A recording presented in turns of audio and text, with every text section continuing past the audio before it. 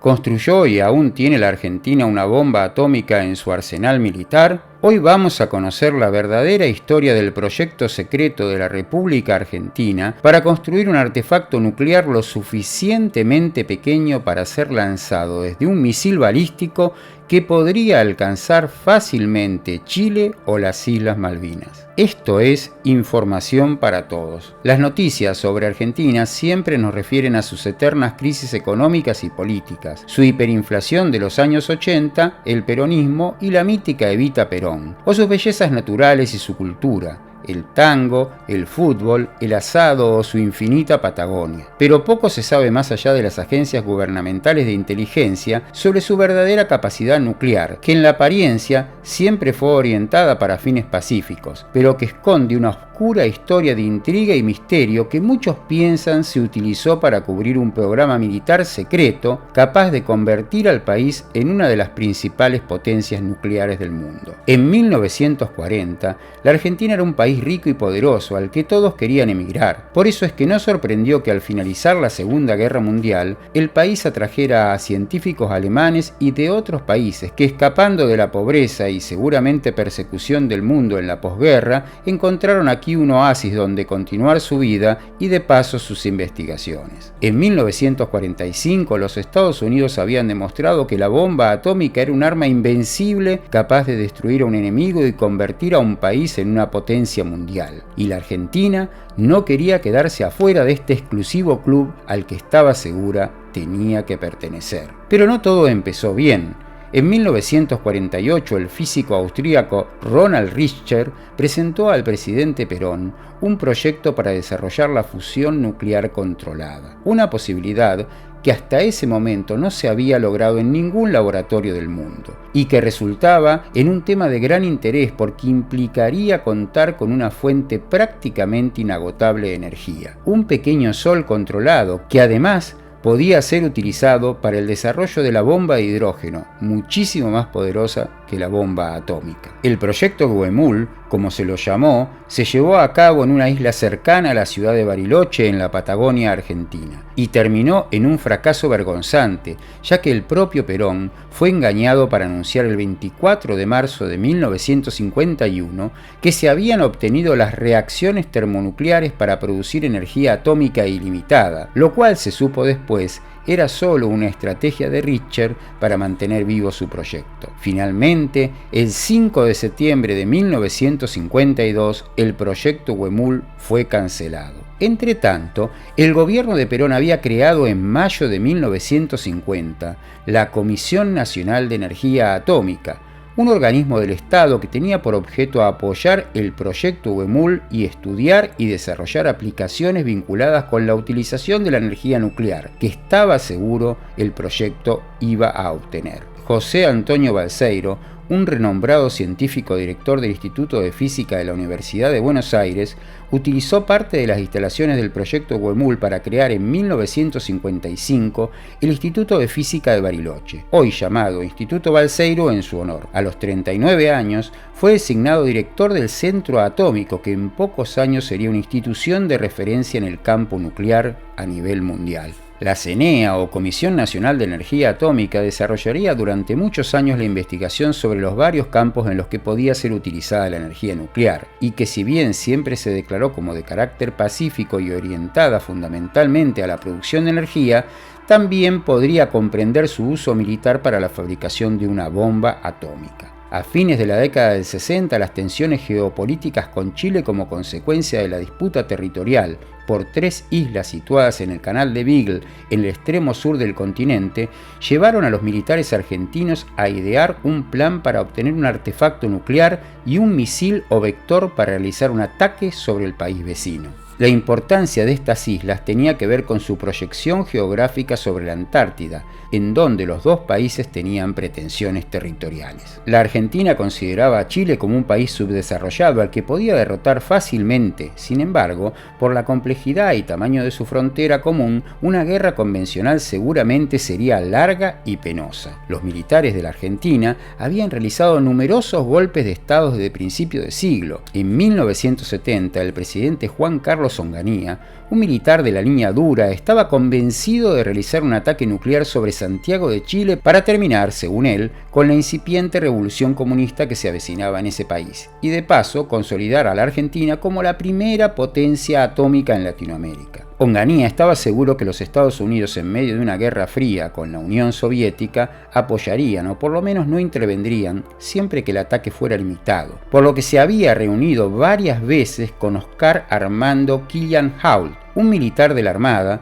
de muy buena reputación, director de la Comisión Nacional de Energía Atómica, quien le había informado de la teórica capacidad del país para construir la primera bomba de fisión, pero de la imposibilidad de reducirla lo suficiente para ser colocada en un avión que pudiera alcanzar el suelo chileno. El 3 de noviembre de 1970, Salvador Allende fue elegido presidente de Chile y posteriormente declaró su intención de transformar al país al modelo socialista, seguramente prosoviético.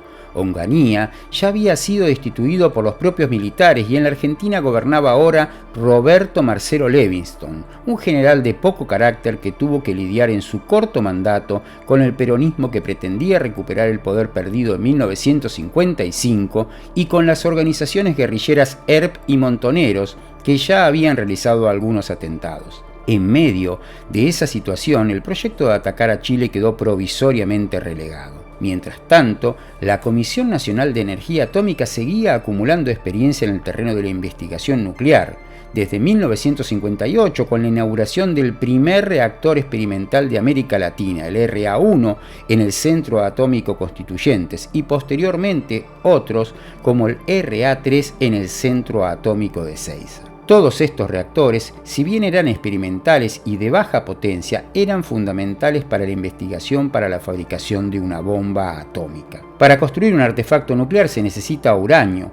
La Argentina poseía grandes cantidades de reservas de uranio calculadas en al menos 30.000 toneladas, distribuidas en yacimientos ubicados en las provincias de Salta, Mendoza, Chubut, La Rioja, San Luis y Córdoba. Pero para que este uranio se pueda utilizar en una bomba atómica es necesario purificarlo mediante un proceso que se denomina enriquecimiento, y este enriquecimiento debería ser de al menos el 80% para construir un artefacto de tamaño razonable. Pero volviendo a la historia y con el regreso del peronismo al poder en 1973, se incrementó la acción de los grupos guerrilleros Montoneros y el ERP.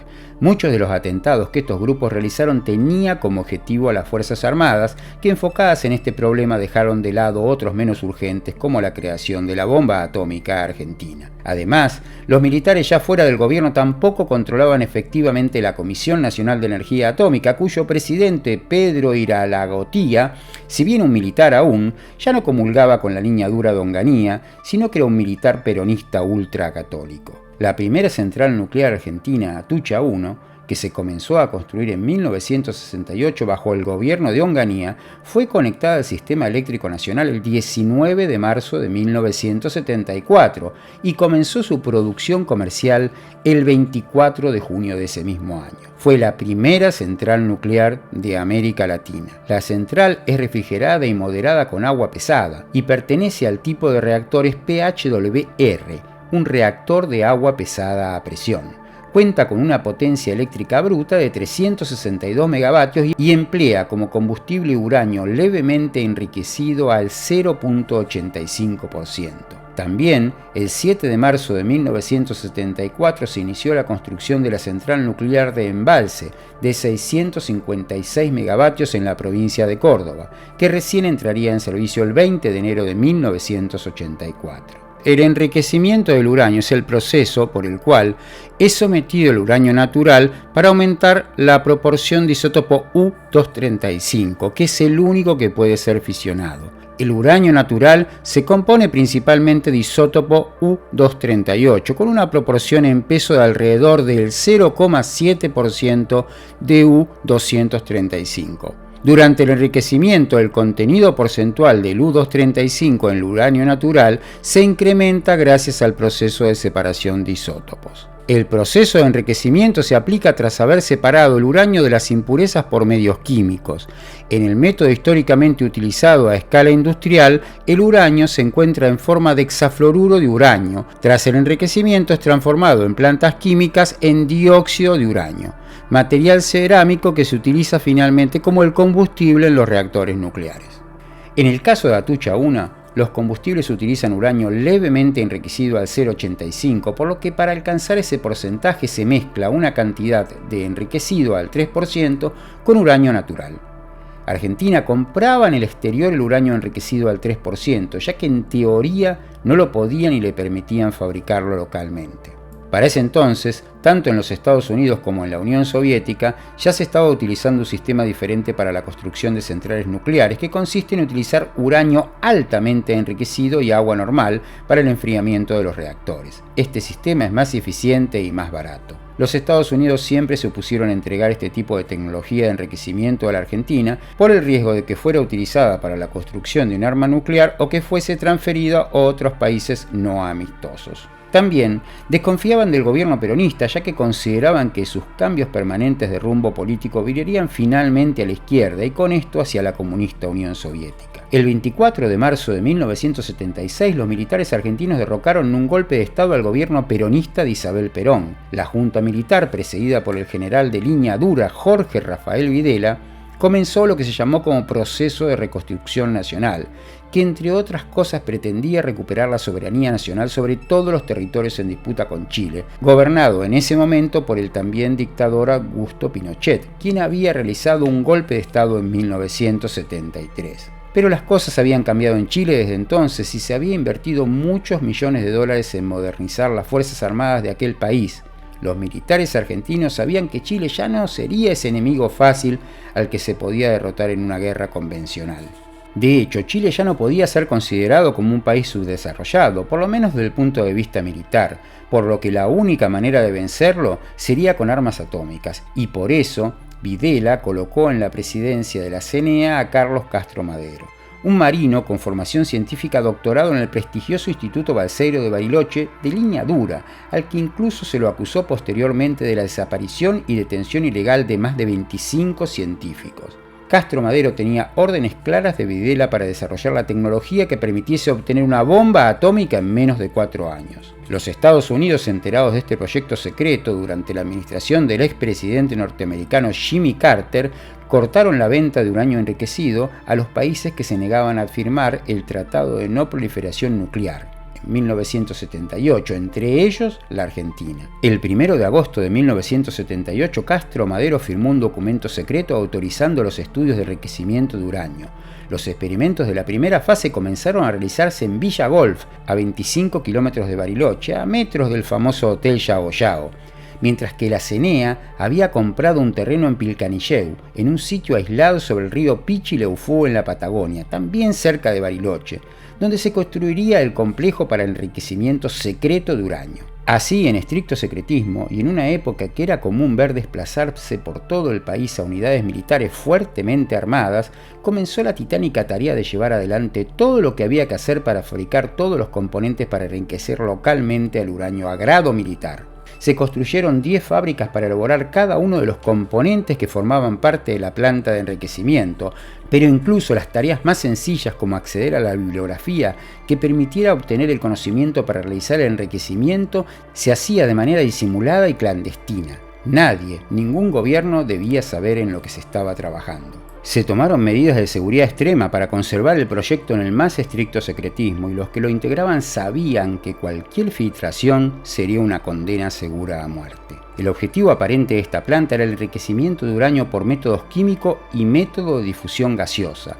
La central nuclear existente y la central nuclear en construcción de embalse en la provincia de Córdoba utilizaban uranio levemente enriquecido al 0,85% o menos, pero la introducción del método de difusión gaseosa permitía además producir este combustible nuclear al 3%, y también uno de grado de enriquecimiento mucho mayor, que aunque muy lento y costoso podría en teoría alcanzar hasta el 20% de enriquecimiento, lo que a nivel militar se lo considera como uranio de grado bajo para la construcción de armamento. Y si bien en teoría sería posible construir una bomba atómica con uranio enriquecido al 20%, la masa crítica necesaria sería tan voluminosa y pesada que nunca podría desplegarse como un artefacto viable sobre un enemigo como Chile, que para ese entonces ya poseía un arsenal capaz de eliminar cualquier bombardeo que cruzase su frontera. Pero Castro Madero, que había prometido a Videla un artefacto nuclear en menos de 4 años, se supone que presionado por esta promesa, autoriza una nueva etapa del proyecto, para lograr el enriquecimiento del uranio de grado militar al 80%. Ante esto, los científicos argentinos le propusieron las dos alternativas tecnológicas disponibles en ese momento: tratar de utilizar un proceso mejorado de difusión gaseosa, o mucho mejor aún, utilizar el método de gas centrifugado, método que ya utilizaban los Estados Unidos y la Unión Soviética para la fabricación de sus artefactos nucleares. El proceso de gas centrifugado utiliza un gran número de cilindros rotativos en formaciones de paralelo y en serie. Esta rotación crea una fuerza centrífuga muy fuerte, de modo que las moléculas más pesadas que contienen U-238 se desplazan hacia la parte superior del cilindro, mientras que las más ligeras del uranio 235, que son las necesarias para la construcción de un artefacto nuclear, se recogen más cercanas al centro. Con múltiples procesos de centrifugado se puede obtener un uranio altamente enriquecido de grado militar al 85% de pureza, suficiente para la fabricación de una bomba atómica de pequeño tamaño. Este proceso fue utilizado por Pakistán en su programa de armas nucleares y el gobierno pakistaní vendió a la tecnología CIPE a Corea del Norte e Irán, permitiendo a ambos países el desarrollo de su propia industria nuclear. Se especula que ante la imposibilidad de comprar estos centrifugadores en Occidente, la Junta Militar Argentina recurriera a Pakistán. En octubre de 1978 llegó a un país un barco mercante con 675 cajas de material secreto que se dice fue trasladado directamente desde el puerto de Buenos Aires a la Patagonia por un convoy militar. ¿Qué contenían esas 675 cajas? Nunca se sabrá, pero algunos piensan que podría contener los centrifugadores para el proyecto secreto. Para ese entonces, las fricciones con Chile, producto del litigio por las islas del Atlántico Sur, Picton, Nueva y Lennox, habían escalado a tal punto que se estaba muy cerca de un enfrentamiento militar total. A pesar de no disponer de un artefacto nuclear viable, Videla estaba decidido a ir a la guerra, ya que el 22 de diciembre de 1978 la Junta Militar Argentina ordenó la Operación Soberanía, que consistía en la invasión de las islas en disputa. Unas horas antes de su inicio fue convencido por su entorno de que no se podría garantizar una victoria, por lo que el plan se pospuso y se aceptó una mediación papal. Se dice que en enero de 1979, el presidente de la CENEA, Castro Madero, fue convocado a una tensa reunión en la Casa Rosada para que diera explicaciones sobre las demoras en la fabricación del arma nuclear que había prometido. Estas explicaciones no convencieron a la Junta Militar, que lo consideraban como responsable del fracaso de la invasión a Chile, también de tener relaciones demasiado cercanas con la Organización Internacional de la Energía Atómica manejada por los Estados Unidos, para la cual, en los años posteriores, terminaría trabajando. En una época en la que los desaparecidos se contaban por miles en la Argentina, Castro Madero temió ser uno más de ellos. En esta reunión había confirmado que los centrifugadores ya estaban operativos y que la obtención de material fisionable suficiente para la fabricación de al menos un artefacto nuclear era cuestión de menos de 2 años. Aparentemente nunca se cumplió esa promesa.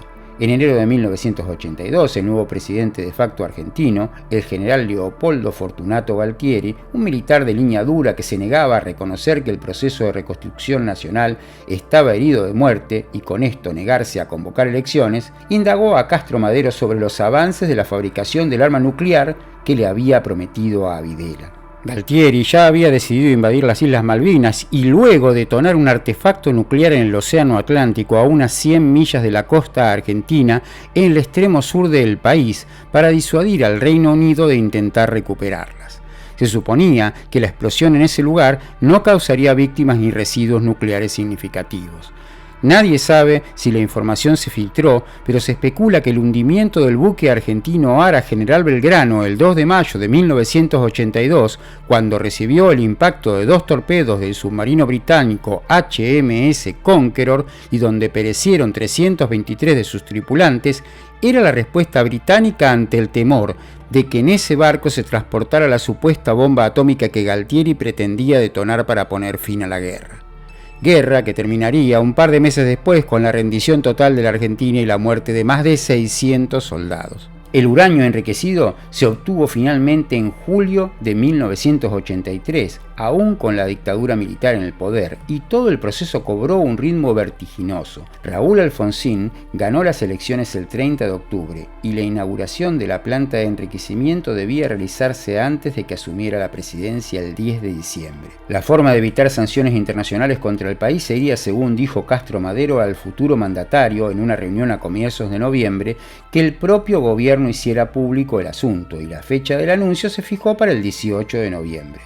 La Argentina había demostrado capacidad para desarrollar el ciclo completo de la energía nuclear, desde extraer el uranio de las minas hasta procesarlo. La Argentina se convirtió de esta manera en el séptimo u octavo país en desarrollar el ciclo completo de enriquecimiento de uranio, desde su extracción como roca natural hasta su transformación en combustible nuclear de enriquecimiento incierto. Y se recalca lo de incierto porque nunca se supo, al menos oficialmente, el grado de enriquecimiento al que se había conseguido, y aunque muchos especulaban con que no superaba el 3 o el 4%, inservible para fabricar una bomba atómica. Otros estaban seguros de que se había llegado mucho más lejos y que ya en 1983 el país del sur contaba con suficiente material fisionable para construir al menos 2 artefactos nucleares de 12 o 15 kilotones, más que suficientes para reducir al centro de Santiago a cenizas o a eliminar toda la flota británica de las Islas Malvinas. Pero a sabiendas de la capacidad aérea con la que contaban tanto el país vecino como el Reino Unido, de nada servía con poseer un arma nuclear si no podía ser detonada en su objetivo, y para eso era necesario desarrollar alguna de las ramas de la llamada triada nuclear. El concepto de triada nuclear se refiere a la división funcional del arsenal atómico de un país en 3 componentes principales: misiles en tierras, basados generalmente en silos, proyectiles transportados por bombardeos estratégicos y cohetes del tipo SLBN transportados por submarinos nucleares. Estaba claro que la Argentina nunca podría acceder a la tecnología de bombarderos necesaria para contar con aviones avanzados, que además deben ser escoltadas con cazas modernos. Luego del desastre de la Guerra de Malvinas, ningún país occidental se los vendería, y tampoco el país sumido, como en reiteradas ocasiones en una crisis económica, podría comprarlos. Más lejos aún estaba la posibilidad de contar con misiles balísticos en un submarino nuclear. Pero no así la del desarrollo de un misil balístico de mediano alcance, con el que se pudiera atacar directamente a Chile o a las Islas Malvinas. Desde fines de la década de 70, la Comisión Nacional de Investigaciones Espaciales, CNIE, una agencia de la Fuerza Aérea Argentina, había trabajado en un proyecto para la construcción de un cohete que pudiera ser utilizado como lanzador de satélites civiles. Tras la derrota de Malvinas, el proyecto se reconvirtió hacia el secreto desarrollo de un misil balístico de alcance superior a los 1.500 kilómetros. Su desarrollo fue llevado a cabo por grupos de investigación de la Fuerza Aérea Argentina con el apoyo del Instituto de Investigación y Verificación Alemán para la Aviación y los Vuelos Espaciales, y proveedores privados y con financiamiento de Egipto, quienes, a su vez, se sospechaba recibían dinero de Irak. En abril de 1983 se había confeccionado un informe de estudio sobre la factibilidad de transformar el cohete Cóndor en un misil balístico. El documento propuso la instalación de un dispositivo de control de empuje vectorial, en inglés Thrust Vector Control, TVC, un sistema de navegación inercial y una segunda etapa de reentrada con una carga de explosivos de 300 kilogramos con capacidad nuclear. El alcance estimado superaba los 2.000 kilómetros. A principios de 1984, y a pesar de los problemas económicos que nuevamente sufría la Argentina, su presidente Raúl Alfonsín decidió continuar con el programa, ya que disponía de los motores necesarios para equipar el cohete. Enterados de la situación, los Estados Unidos y Alemania Occidental comenzaron a presionar para cancelar el proyecto. A mediados de 1985, y buscando inversiones en el programa, el gobierno argentino aprobó la venta de los motores Cóndor a Egipto. A partir de ese momento, ambos países trabajaron en conjunto. Egipto buscaba incrementar el poder militar del Cóndor con la implementación de una bomba termobárica en la ojiva. Irak, que estaba en guerra en ese momento con Irán, se sumó al proyecto. El país, gobernado por Saddam Hussein, condicionó su apoyo al incremento del alcance de al menos 1.000 kilómetros. Un paper interno de la Fuerza Aérea conocido en 1986 sugería colocar como carga explosiva en el Cóndor 2 un artefacto atómico construido con el material fisionable disponible. Nunca se supo si esto fue una estrategia para desorientar a un posible enemigo, haciendo creer de una capacidad nuclear que la Argentina realmente no tenía, o si en realidad se disponía de este material para construir un artefacto nuclear. Tampoco nunca, al menos de manera oficial, se llevó a cabo una prueba real de fuego del misil Cóndor 2. A principios de 1988 se sabía que el misil estaba listo para ser probado en la Patagonia y que incluso se había construido las instalaciones necesarias para hacerlo. Sin embargo, el presidente Alfonsín canceló los lanzamientos a instancias de su ministro de Exterior Dante Caputo, que a su vez respondía al Departamento de Estado de los Estados Unidos. El gobierno argentino desistió al fin para evitar problemas con el Reino Unido. En abril de 1990, el ministro de Defensa Humberto Romero, del nuevo gobierno peronista, dio el primer anuncio oficial del gobierno de la Argentina de la cancelación del proyecto. Los Estados Unidos insistieron en que se destruyesen todos los prototipos y se entregara el material tecnológico restante, lo que en teoría realizó la Argentina. En una penosa serie de acontecimientos posteriores se terminó por desmantelar el proyecto Cóndor 2. El Ministerio de Relaciones Exteriores y Culto del gobierno de Argentina y el Ministerio de Defensa del Gobierno de España acordaron la entrega de los elementos a los Estados Unidos vía España. La primera entrega fue realizada el 10 de enero de 1993 con el transporte ARA Bahía San Blas, que viajó desde Puerto Belgrano con el primer envío. 14 motores completos, 17 tubos de motores y 2 modelos a escala completa, además de otros elementos. El cargamento arribó a un puerto no especificado en la costa este de los Estados Unidos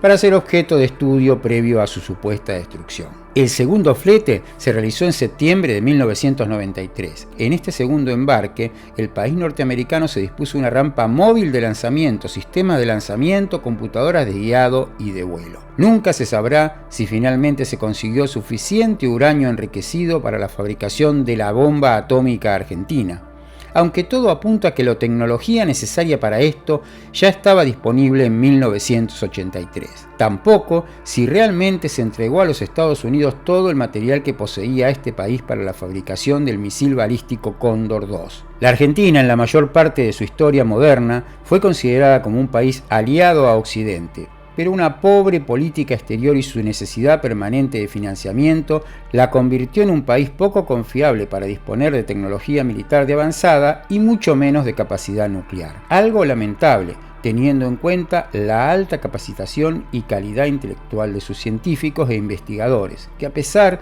de todos los inconvenientes lograron desarrollar tecnologías de punta comparables a la de cualquier otra potencia mundial. Esto es Información para Todos.